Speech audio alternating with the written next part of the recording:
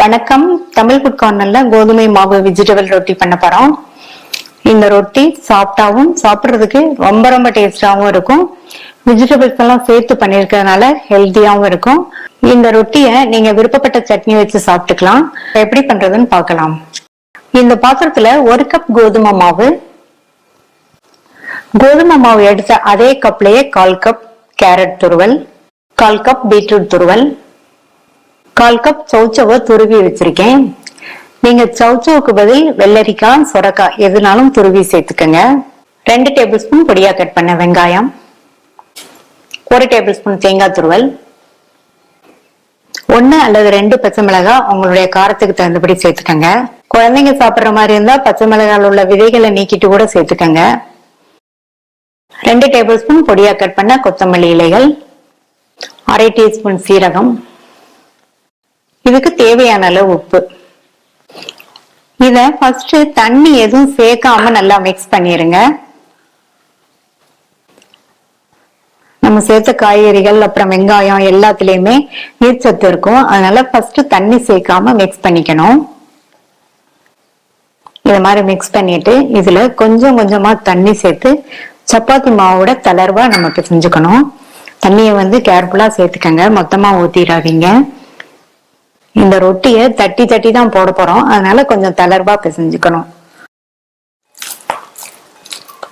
பிசைஞ்சாச்சு. மாவு இந்த அளவு தளர்வா இருக்கணும். இத ஒரு 5 நிமிஷம் மட்டும் ஊற விட்டுறலாம்.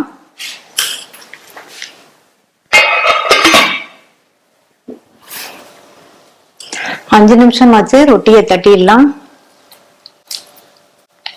இந்த அளவு மாவு எடுத்திருக்கேன். ரொட்டியை தட்டுறதுக்கு வாழை இலையில எண்ணெய் அப்ளை பண்ணி வச்சிருக்கேன். நீங்க இதுக்கு பதில் பட்டர் ஷீட் வேணாலும் எடுத்துக்கங்க.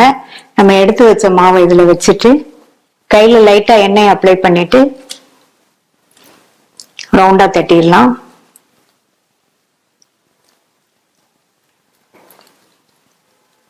இந்த ரொட்டி கொஞ்சம் தின்னா இருந்தாதான் நல்லா இருக்கும்.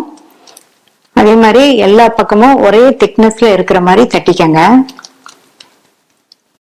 ரொட்டியை தட்டியாச்சு. தோசைக்கல்ல போட்டு எடுத்துடலாம். தோசைக்கல் போட்டு சூடாயிடுச்சு. தட்டி வச்ச ரொட்டியை இலையோடையே சேர்த்துட்டு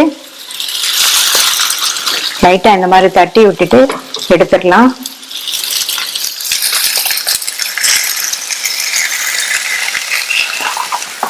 ஸ்டவ் மீடியம் ஃப்ளேம்ல இருக்கட்டும்.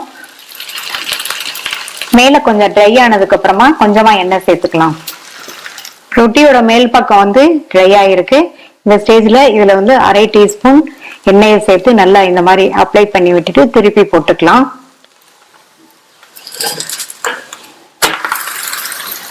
இப்ப இந்த சைடும் கொஞ்சமா எண்ணெயை அப்ளை பண்ணிட்டு சுத்தி கொஞ்சம் விட்டுக்கங்க. ஒவ்வொரு பக்கமுமே நம்ம 2 தடவை திருப்பி போட்டு இந்த ரொட்டியை போட்டு எடுக்கணும். ரொட்டியோட மேல் பக்கம் அங்கங்க பிரவுன் ஸ்பாட்ஸ் தெரியுது பாருங்க. இந்த மாதிரி இருந்ததுன்னா ரொட்டி நல்லா வெந்துருச்சுன்னு அர்த்தம்.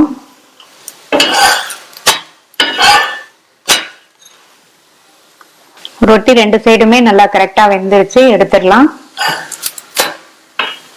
சூப்பரான டேஸ்ட்ல ஹெல்த்தியான கலர்ஃபுல்லான கோதுமை மாவு வெஜிடபிள் ரொட்டி ரெடி ஆயிடுச்சு. இந்த ரொட்டி சைட் டிஷ் இல்லாம சாப்பிட்றதுக்கு ரொம்ப நல்லா இருக்கும். குழந்தைங்களுக்கு இந்த மாதிரி செஞ்சு கொடுத்தோம்னா விரும்பி சாப்பிடுவாங்க. ட்ரை பண்ணி பார்த்துட்டு உங்க கமெண்ட்ஸை சொல்லுங்க. இது வரைக்கும் தமிழ் ஃபுட் கார்னர் சேனலை சப்ஸ்கிரைப் பண்ணாதவங்க சப்ஸ்கிரைப் பண்ணிக்கங்க. தேங்க்யூ.